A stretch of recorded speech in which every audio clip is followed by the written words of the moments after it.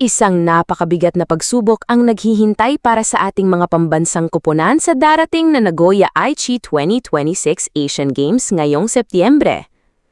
Matapos ilabas ang opisyal na draw para sa volleyball competition, nahirapan ang ating Alas Pilipinas men at women na makaiwas sa mga higante sa Asia. Susuriin natin kung gaano katindi ang laban na ito, ano ang mga estatistika sa likod ng mga grupong ito at kung ano ang kailangang gawin ng Pilipinas para makaligtas sa tinatawag na Group of Death. Simulan natin sa Alas Women.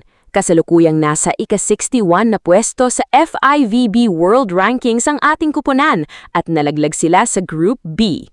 Ang problema, kasama nila rito ang powerhouse na China na nasa ika-7 pwesto sa buong mundo at ang Kazakhstan na nasa ika-39. Kung susuriin natin ang datos, ang China ay isang perennial podium finisher sa Asian Games at regular competitor sa Volleyball Nations League at Olympics. Ang taas at bilis ng kanilang laro ay nasa ibang antas. Samantala, ang Kazakhstan ay kilala sa kanilang matinding net defense at pisikal na laro. Para sa Alas Women, ang pangunahing layunin dito ay hindi lang basta lumaban, kundi ang makakuha ng upset win laban sa Kazakhstan upang makasiguro ng pwesto sa susunod na round habang magsisilbing matinding test of resilience ang laban sa China. Lumipat naman tayo sa Alas Men. Mayroon ding mabigat na misyon ng ating men's team na kasalukuyang nasa 96th na pwesto sa FIVB rankings. Napasok sila sa Group D kasama ng tatlong mabibigat na kalaban, ang South Korea na nasa ika-26th, ang China na nasa ika-35th at ang Chinese Taipei na nasa ika-60. Kung tikibnan natin ang ranking gap, napakalayo ng agwat. Ang South Korea at China ay may dekada ng experience sa international Tier 1 competitions. Ang Chinese Taipei naman ay kilala sa kanilang mabilis na combination plays at matatag na floor defense. Gayunpaman, ang torneo na ito ay hindi na bago sa determinasyon ng Alas Men, lalo na't patuloy ang kanilang exposure sa mga regional tournaments tulad ng CV League kung saan hinahasa ang kanilang stamina at chemistry. Para mas maunawaan natin ang buong larawan ng Asian Games, silipin natin ang ibang grupo. Sa Women's Division, pinamumunuan ng host country na Japan, rank 6, ang Group A kasama ang Indonesia, rank 60, at Nepal, rank 69. Ang Group C ay binubuo ng Thailand, rank 17, Chinese Taipei, rank 38, Kyrgyzstan, rank 99, at Mongolia, rank 111. Habang ang Group D ay pinapangunahan ng Vietnam, rank 28, at South Korea, rank 30, kasama ang Hong Kong at Qatar. Sa Men's Division naman, ang world number 4 na Japan ang leader ng Pool A kasama ang Pakistan, rank 46, Kazakhstan, rank 63, at Uzbekistan, rank 124. Ang Pool B ay binubuo ng Iran, rank 19, Indonesia, rank 42, Thailand, rank 61, at Kyrgyzstan, rank 76. Ang Pool C naman ay pinagsasama ang Qatar, rank 24, India, rank 44, Vietnam, rank 66, at Hong Kong, rank 92. Ano ba ang realidad ng ating tsansa? Ang kritikal na katotohanan ay ito. Malaki ang agwat ng ating programa kumpara sa mga bansang may professional leagues na dekada nang nakatayo.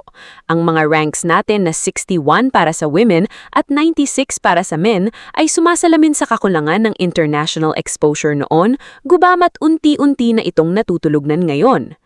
Ang susi sa bawat laban ng Alas ay hindi lang lamang ang pisikal na lakas, kundi ang mental toughness.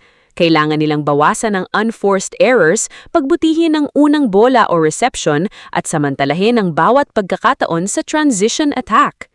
Ang kasalukuyang kampanya nila sa CV League ay magiging pinakamahalagang pansukat kung handa na ba silang sumabak sa mas mataas na lebel ng kompetisyon ngayong Setyembre.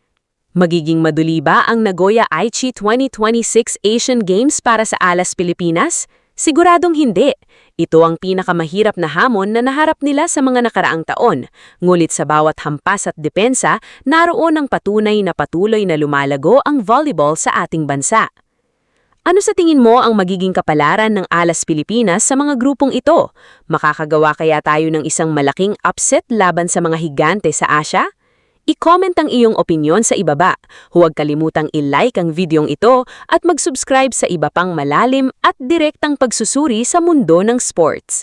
Ako'y Joust Volley, nagpapaalala na ang suporta sa sariling atin ay walang pinipiling ranggo.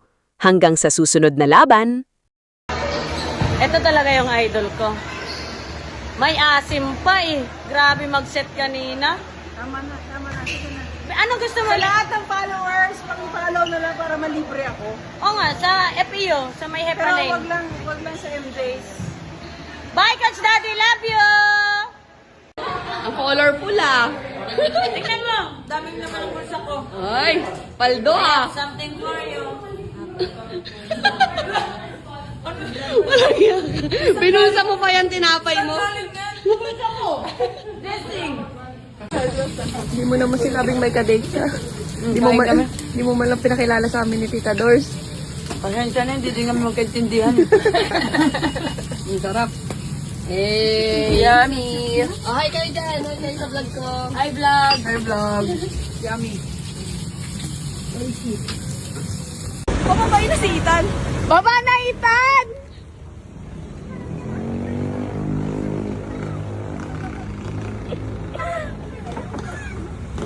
Parang may kumakatok. May naiwan ba? May naiwan? Parang may kumakatok dyan. Parang may kumakatok. Wait lang, may kumakatok. Aso lang yan, aso! Ay, aso? Aso, dito yun. Ah, dyan lang yun.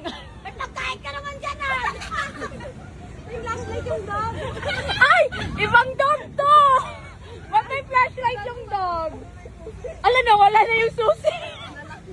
Eh, nasuffocate. Let's eat.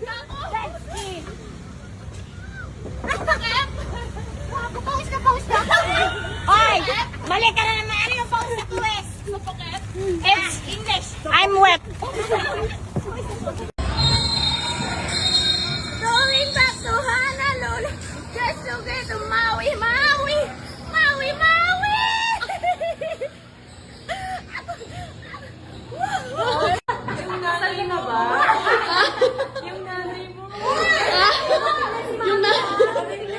Ay, mabutignan! Ay! Nananulay? Nakakangalay pag malayo, no? Versus effort. May effort? Mali yung kanya. Ay, sinong mali? Bakit? Sinong sagad? Sagad. Dapat sagad daw, te. Isagad mo nga daw, te. Paano ba yung sagad? Yeah! Ganda naman! Bye, T. Good luck! Congrats! Congrats! Napakaganda mo, Mi! Congrats, G! Ay! Congrats po! Congrats! Uy, ano yung binubulong dito? Yung marunong ah. Kinamay. Yung marunong. Okay lang yan. Basta mabusog ka. No. Sarap. Gutom ka, gutom? Perfect. So refreshing. Hindi, tubig. Tubig, wala eh. Ano yan? Protein.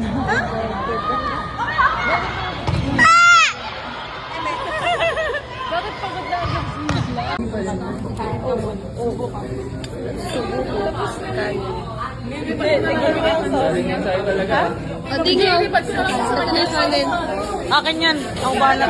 Kaya mo yan. Kaya yan.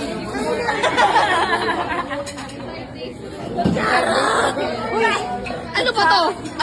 Kutsara. Uy!